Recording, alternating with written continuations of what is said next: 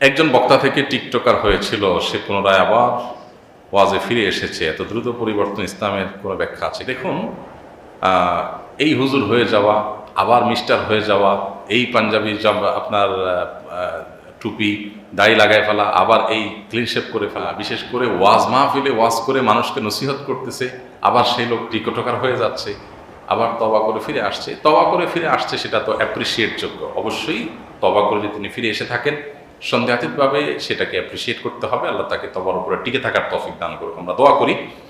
কিন্তু এই যে দ্রুত পরিবর্তন, এটার কারণ কি? কারণ হলো পাকার আগে মাইকের সামনে চলে আসা। পাকার আগে মাইকের সামনে চলে আসা, এই কথাটা আমি এর আগেও একাধিকবার বলেছি। আমাদের এখন এমন এক ভাইরাল রোগে ধরছে যে সবাই আমরা ভাইরাল হওয়া দরকার, ভাইরাল হলেই সাকসেস, প্রচারেই প্রসার। অতএব কিভাবে ভাইরাল হব, সেটা যদি মানুষের গালি খাইয়া ভাইরাল হওয়া যায়, সেটা যদি মন্দ কিছু দিয়ে ভাইরাল হওয়া যায়, ভাইরাল হলাম দিন শেষে। তো এইটা একজন দুনিয়াদার মানুষের চিন্তাধারা হতে পারে, একটা লেম চিন্তা করা মানুষের চিন্তা হতে পারে, কিন্তু এটা একজন সুস্থ বিবেক সম্পন্ন মানুষ, কোনো ইমানদারের চরিত্র হতে পারে। ইমানদার নিজের কাজ করে যাবে আল্লাহকে খুশি করবার জন্য। আজকাল আমরা যারা মিডিয়াতে কাজ করছি বা আপনার পাবলিক গ্রাউন্ডে দাওয়াতের কাজ করছি, আমাদের এখলাসটা এনশিওর করাটা খুব গুরুত্বপূর্ণ এবং দাওয়াতের কাজ শেখাটা আরও গুরুত্বপূর্ণ। বড় বড় দায়ী, সিনিয়র দায়ীদের অধীনে থেকে তাদের সাথে দীর্ঘদিন চলাফেরা করে, তাদেরকে অবজার্ভ করে, এরপর আপনার শিক্ষানবিশ হিসাবে কাজ করে তারপর আস্তে আস্তে সামনে আগানো উচিত। আমরা আপনাদেরকে এর আগেও একাধিকবার বলেছি যে এখনকার একটা বড় সমস্যা হলো আমরা পাকার আগে সবাই কাজ শুরু করে দিই। ডাক্তার বলেন, ইঞ্জিনিয়ার বলেন, আর আলেম ওলামা বলেন, সব ক্ষেত্রেই যেন একই অবস্থা, যে কাজ শেখার চেষ্টা কারণ নেই। আমি কোনো রকম একটু মাদ্রাসায় পড়েছি তো আমি ওয়াজ শুরু করে দিচ্ছি, একটু গলার সুর ভালো আছে, কথা বলতে পারি, আল্লাহ তাআলা বলার শক্তি দিয়েছেন, বাস আমি এবার বক্তা হয়ে যাচ্ছি। কারণ বক্তা হলে খুব সহজে মানুষের বাহবা পাওয়া যায়, ভালোবাসা। আল্লাহ মাফ করুন, এই মানসিকতা আমাদের পরিহার করা উচিত। যারা তরুণ উদীয়মান আছেন, মাদ্রাসায় পড়ছেন বা পড়বেন, দাওয়াতি ফিল্ডে কাজ করবেন, তাদের প্রতি আমার উদাত্ত আহ্বান। এমনকি যারা জেনারেল ব্যাকগ্রাউন্ড থেকে এসে দাওয়াতি কাজ করছেন, তাদেরকে আমরা বলতে চাই, প্লিজ এক বা একাধিক বিদগ্ধ, সিনিয়র, বিচক্ষণ, আল্লাহভীরু, নিষ্ঠাবান আলেমের সাথে সান্নিধ্যে থেকে দাওয়াতি কাজ শিখবেন এবং পরামর্শ করে করে আগাবেন, এবং একাধিক ব্যক্তি আপনাকে মনিটর করে ভুলগুলো ধরায় দেওয়ার জন্য লোক রাখবেন, সম্ভব হলে একাধিক উপদেষ্টা নিয়োগ দিবেন। এটা খুবই জরুরি একটি কাজ। আমরা আমাদের অফিসে ফাউন্ডেশন থেকে আমরা দাওয়াতি কোনো কাজ করার আগে বিশেষ করে যেটা নিয়ে মনে হয় যে পরামর্শ করা দরকার, আলহামদুলিল্লাহ আমরা পরামর্শ করি। একটা টিম রয়েছে, সেই টিমের সাথে আমাদের পরামর্শ, বোঝাপড়া, আলাপ আলোচনা হয়, তারপর আমরা সেটার কাটছাট করে বা পর্যালোচনা করে তারপর একটা সিদ্ধান্তে যাওয়ার চেষ্টা করি। কারণ এককভাবে আমরা দিন শেষে মানুষ, আমাদের অনেক ভুল হয়, সেগুলো যদি না হয় কমিয়ে আনা সম্ভব হয়। কারণ সাদা কাপড়ে দাগ লাগলে নজরে পড়ে বেশি। এখন একজন আলেমের যদি ভুল হয় সেটাকে মানুষ অনেক বেশি হইচই করে, কারণ আলেম থেকে মানুষের প্রত্যাশা থাকে এর বিপরীতটা। এই জন্য যারা দাওয়াতের কাজ করবেন তারা মেহেরবানি করে কাজগুলো শিখবেন। এই যে দ্রুত পরিবর্তন কেন হয় আপনি বলেছেন, এটা কেন হয়? পাকা ছাড়া মাইকের সামনে চলে আসছে, অনেক পাকলে, অনেক সময় নিলে তখন পরিবর্তনটা এত তাড়াতাড়ি হতো না। মানুষকে হেদায়েতের কথা বলবো, আমার নিজের হেদায়েতের জন্য আমার কতটা প্রস্তুত করেছি আমি নিজেকে, এটা দেখা দরকার, তাই না? চুলার ইট আর চুলোর মাটি আর আপনার ভাটায় পোড়ানো ইট, পার্থক্য কি? চুলোর মধ্যে, মাটির চুলোতে যে মাটি থাকে না চুলোর ভেতরে, এগুলো আগুনের মধ্যে থাকে একদিন দুদিন না, 2 বছর, 5 বছর, 10 বছর মা চাচিরা ওই চুলো রান্না করছে। তো সেখানে কিন্তু কাঠের আগুনে পুড়ছে, এই মাটিটাকে বছর পুড়ছে, 8, 10, 20 বছরও পুড়ছে, তাই না? এরকম পুরাতন চুলাতে। এরপরে এটা ইটের কালার হয়ে যায়, কিন্তু চুলার একদম ভেতরের এই মাটিগুলো কিসের কালার হয়? ইটের কালার হয়। কালার ইটের হয়, কিন্তু শক্ত কিন্তু ইটের মতো কোনোদিনই হয় না। এটা মাটি, ওই মাটি পানিতে ফেলবেন গলে যাবে, জোরে ফেলবেন দেখবেন ভেঙে গেছে, তাই না?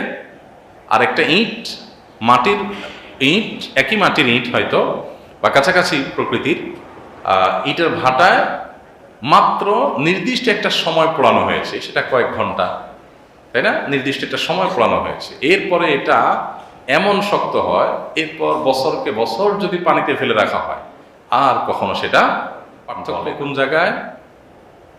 যে ভাটার ইটটা নির্দিষ্ট নিয়মে নির্দিষ্ট সময় ধরে সেটাকে পোড়ানো হয়েছে, আর চুলোর ইট কোনোদিন আধা ঘন্টা পুড়ছে, আবার 8 ঘন্টা পড়ে নাই, আবার 1 ঘন্টা পড়ছে, আবার 10 ঘন্টা পড়ে নাই। হ্যাঁ, নিয়মতান্ত্রিকভাবে পড়াপড়ি হয় নাই।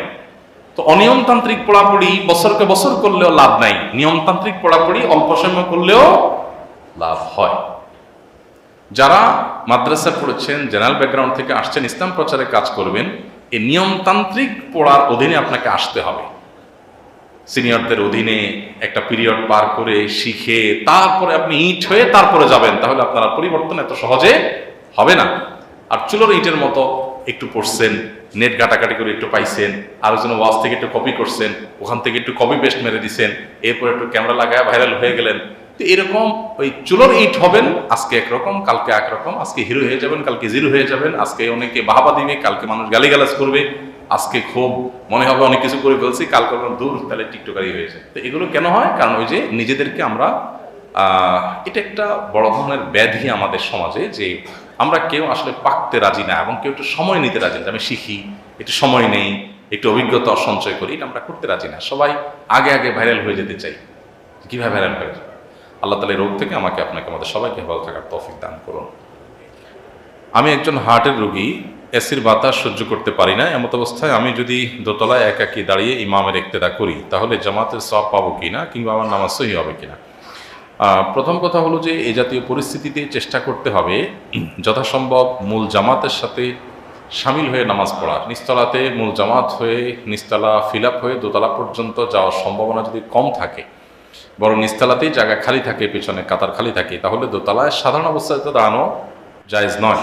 কারণ কাতারের মধ্যে কয়েক কাতার ফাঁকা রেখে তারপরে বিচ্ছিন্নভাবে দাঁড়ানো এটা সুন্নাহ নয়, সুন্নাহ সম্মত নয়, এবং জামাতবদ্ধ নামাজের ক্ষেত্রে এটা ত্রুটি, যেটা কেউ কেউ করেন।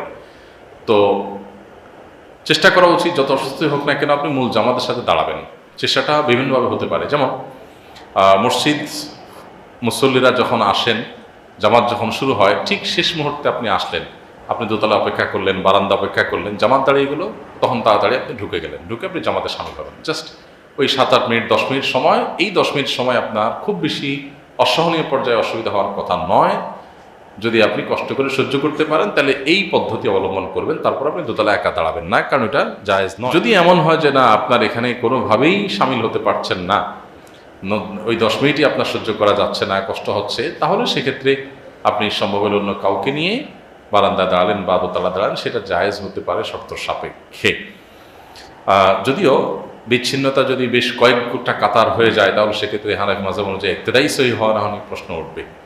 তো যদি এত বড় জটিলতা দেখা না যায় যে দোতলা আপনি একাকি দাঁড়াতে হচ্ছে, তো সাথে কাউকে নিয়ে দাঁড়াতে পারলে বেটার, সেটা করতে পারেন। আর যদি সেটা একান্ত করতে না পারেন, তাহলে যদি কাতার এরকম বড় কোনো গ্যাপ তৈরি না হয়, 1-2 কাতার খালি আছে অবস্থা আপনি দোতলা দাঁড়িয়েছেন বা বারান্দা দাঁড়িয়েছেন, ইনশাআল্লাহ নামাজ হয়ে যাবে।